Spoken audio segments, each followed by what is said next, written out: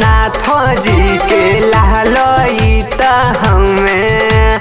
मलहनी पूरा करतिया pucker Lucky भैया यहाँ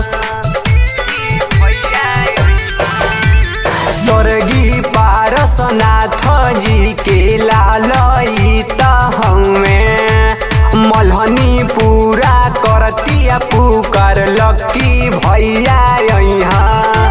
मलहनी में पूरा शोर भइल बा गारंटी बाकी लक्की भैया यक्की यहाँ जौनपुर में पूरा शोर भइल बा गारंटी बाकी लक्की भैया यक्की यहाँ।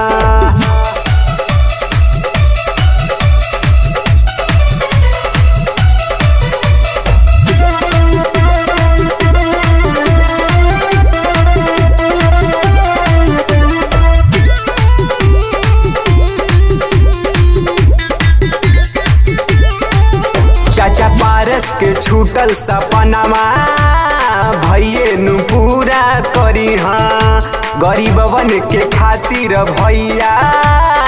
आधी रात के यहाँ चाचा पारस के छूटल सपनामा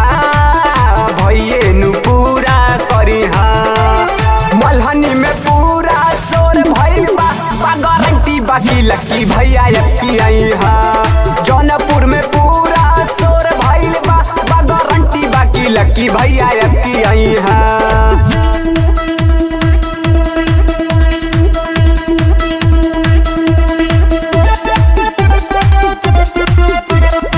म्यूजिक बाय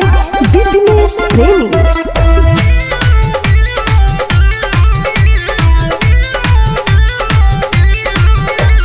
पहले बड़ा बड़ नेता लक्की भैया नियन नइखे इनका ऊपर आशीर्वाद मलहनी के पूरा हुए पहले बड़ा बड़ नेता लक्की भैया नियन नइखे जय जय लक्की सूरज गुजत बाड़ुए बा गारंटी बाकी लक्की भैया यक्की यहाँ मलहनी में पूरा शोर बाड़ुए बा गारंटी बाकी लक्की भैया।